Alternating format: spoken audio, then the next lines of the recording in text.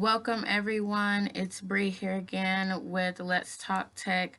Today's video is going to be on converting your learning style to blend with the online learning environment. So without further ado, let's go ahead and get into it. So there are 5 main teaching styles. The authority is more of that lecturing. It's more of a top-down approach, more teacher-centered, where the teacher is just dishing out information and the member is supposed to absorb it, take notes, study for later.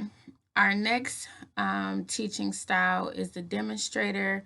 They are the coach. They kind of give you stuff to do, but they go through step by step with you. And I think most teachers have like some of this in them. And your teaching style can definitely be more than one of these categories. You can kind of have a mix of them. Um, the facilitator is that activity-based teaching, kind of more project-based learning. They kind of give you the activity and you go through it and do it yourself. And through you doing it, through the learner doing it, the learner is learning. The next teaching style is the delegator, more of the group style of learning. Still could be project-based learning, but definitely in groups where the groups are facilitating their own learning. They're learning from each other, giving pros and cons, positive, negative feedback, those type of teaching methods. And the blender, which is a hybrid style of teaching, is a style of teaching where the instructor will not only integrate their teaching style, what they like to do, but they will get what their students like to do. Ask them what kind of activities they want to do, what readings they want to do, what websites they want to use for their learning, and kind of what works for the student. And they blend that into their lesson plan, their teaching. So, how do we convert these face-to-face teaching styles to work with online learning? So in a face-to-face for our lecture, like I said, it's one-way teaching, it's dissemination of information, teacher-centered. Well, for a person who is a lecturer, they can tweak their online lectures to have stops for participation. These are in those live lectures. You can also have pre-recorded lectures, have guest lecturers where they come into the class and talk about different talking points, or have guests that will have pre-recorded lectures that you can kind of alternate between your lectures and their lectures. It gives the learner something different to listen to, and it's just not completely boring. And that might be blatant, but we all have had that lecture. It's just like, oh my gosh, I can't believe I come to this class every day or every other day or twice a week, and he just talks, and you see half of the class asleep. No, we don't want that, and you definitely don't want that in your online environment. You want your learners to stay engaged. So for the demonstrator, aka the coach, in the face-to-face environment, they'll definitely have those multimedia presentations, practice activities, go through those demonstrations where they're going through the problems and showing you. In an online environment, our demonstrators can teach with interactive software. Interactive whiteboards are a really good start. The teacher can give one of the students or learners presenter access or access to where they can do their problem on the interactive whiteboard. You can still have your guest lecturers. Virtual scavenger hunts are really fun. You give them websites and you give questions that have the information on those websites. So they'll go to those websites and they'll get the information to answer the questions. Incorporate websites that have activities and walkthrough and follow along lessons. You can still have your multimedia presentations, your PowerPoints, and whatever other types of presentations that you want to present in your learning environment.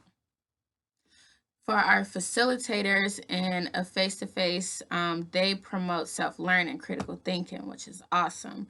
They guide you through the process of learning, and they provide those underlying tools and allow the learner to do the rest, kind of giving you the project-based learning, the activities. And in the online learning, you can still have those project-based learning activities. You can still give the learners readings and have them respond, do critical thinking essays or daily journals to, to keep them involved and keep their thinking going.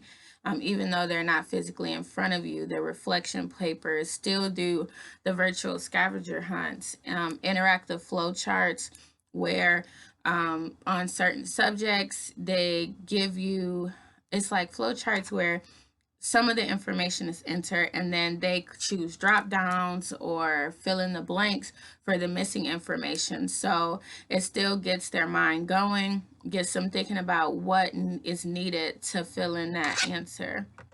And then the online mapping tools for the brainstorming, to do, the pros and the cons, what works for both. Those are still critical thinking and self-learning online activities that you can incorporate into your lessons. For our facilitators, in a face-to-face environment, there are lab activities, the peer feedback, inquiry-based teaching, and those collaboration activities. And you can still have those same activities in your online environment. They have websites that are interactive for labs. You put things here, things there. You go through the processes. They take you on those step-by-step processes. Virtual debates are really fun. They have websites where, you can have your debates and each side goes, and they have like the little characters and avatars that the learners can use to present their topics and their arguments. Still with the project-based learning, project-based learning will be awesome in all avenues and all teacher like styles. It doesn't conform to one teaching style, and it doesn't conform to one subject.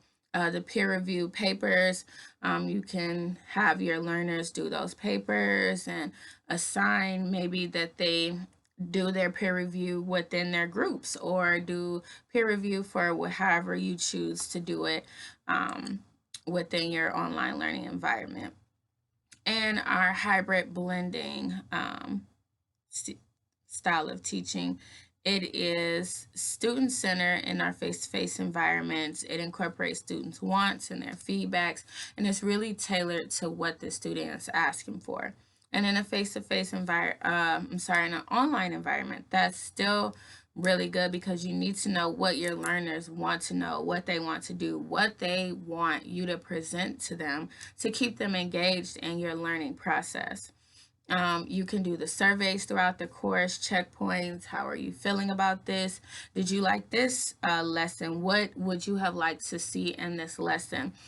You can create your lesson plans and leave spots available and still take those surveys and get that feedback, and maybe have students vote on the top 3 things or top 4 things, however many spots you create, where you can get those assignments that they're requesting in those spots. Allow students to research and provide learning materials. I know in my courses, we used to do that. Even in my master's courses, we used to look for websites that we like to use for activities, look for online readings that are free, available to the students that we could give the teacher. And this really takes the load off of you as an instructor, because you don't always have to go look for everything, and you can add these learning materials, learning activities, learning websites to your future courses as you become more of an efficient online teacher and as your learning process as an educator continues. So that was really it with those main styles of teaching. Thank you for tuning in, and subscribe, hit that like button, and stay tuned for